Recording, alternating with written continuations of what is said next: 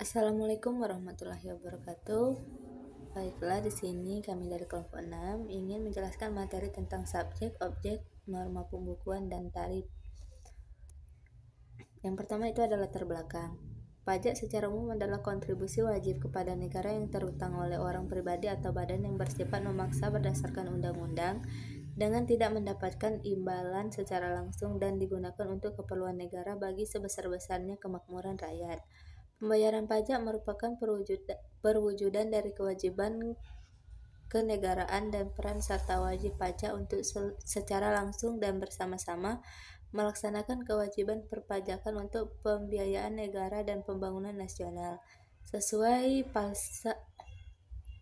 pasal Undang-Undang Perpajakan, membayar pajak bukan hanya merupakan kewajiban tetapi merupakan hak dari setiap warga negara untuk ikut berpartisipasi dalam bentuk peran serta terhadap pembiayaan negara dan pembangunan nasional.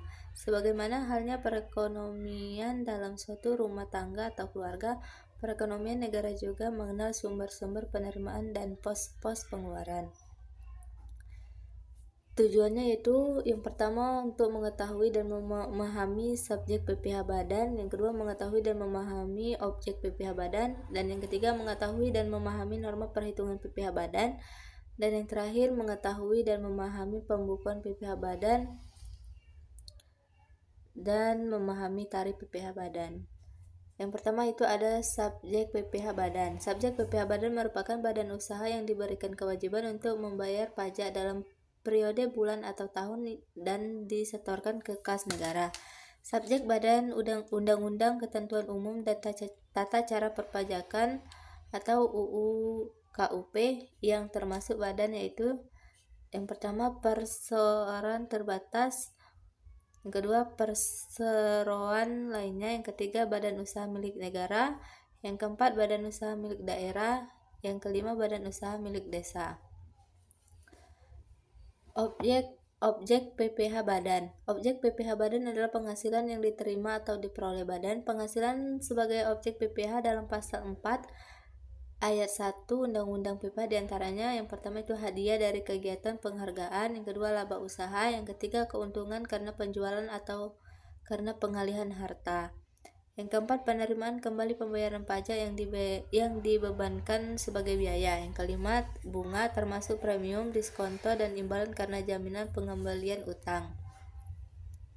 Selanjutnya itu norma PPh badan. Norma perhitungan penghasilan neto merupakan salah satu metode yang dapat digunakan untuk menentukan penghasilan neto wajib pajak dalam 1 tahun pajak untuk digunakan sebagai dasar perhitungan penghasilan kena pajak. Metode ini tercantum dalam Undang-Undang Republik Indonesia Nomor 36 Tahun 2008 tentang pajak penghasilan, tepatnya pada pasal 14, serta dijelaskan secara khusus di dalam Peraturan Direktur Jenderal Pajak Nomor 17 PJ 2015 yang ditetapkan tanggal 10 April 2015. Di dalam Peraturan 17 PJ 2015 yang terdiri dari 9 pasal dan 4 lampiran menjelaskan secara rinci tentang mekanisme norma perhitungan penghasilan neto. Selanjutnya itu pembukuan PPh badan. Pembukuan ini berlaku untuk wajib pajak pribadi dan wajib pajak badan. Ketentuan pembukuan diatur dalam pasal 28 Undang-Undang KUP berdasarkan dokumen dari Kementerian Keuangan. Isi dari pasal 28 Undang-Undang KUP adalah sebagai berikut. Yang pertama, wajib pajak orang pribadi yang melakukan kegiatan usaha atau pekerjaan bebas dan wajib pajak badan di Indonesia wajib menyelenggarakan pembukuan. Yang kedua, wajib pajak yang dikecualikan dari kewajiban menyelenggarakan pembukuan sebagaimana dimaksud pada ayat 1, tetapi wajib melakukan pencatatan adalah wajib pajak orang pribadi yang melakukan kegiatan usaha atau pekerjaan bebas yang sesuai dengan ketentuan peraturan perundang-undangan perpajakan diperbolehkan menghitung penghasilan neto dengan menggunakan norma perhitungan penghasilan neto dan wajib pajak orang pribadi yang melakukan kegiatan usaha atau pekerjaan bebas. Yang ketiga itu pembukuan atau pencatatan tersebut harus diselenggarakan dengan memperhatikan itikat baik dan mencerminkan keadaan atau kegiatan usaha yang sebenarnya. Selanjutnya itu tarif badan. Melalui peraturan pemerintah nomor 30 tahun 2020 tentang penurunan tarif pajak penghasilan bagi wajib pajak dalam negeri yang berbentuk perseroan terbatas, tarif PPh badan diturunkan. Ini dikeluarkan untuk melaksanakan pasal 5 ayat 3 Undang-Undang Nomor 2 Tahun 2020 tentang penetapan peraturan pemerintah pengganti Undang-Undang Nomor 1 Tahun 2020 tentang selama ini tarif PPh badan normal adalah 25% dari penghasilan kena pajak. Baiklah, dari materi tersebut dapat disimpulkan, apabila sudah mempunyai NPWP hanya mempunyai kewajiban pelaporan pajak saja, subjek PPh badan merupakan badan usaha yang diberikan kewajiban untuk membayar pajak dalam periode bulan atau tahun yang disetorkan ke kas negara.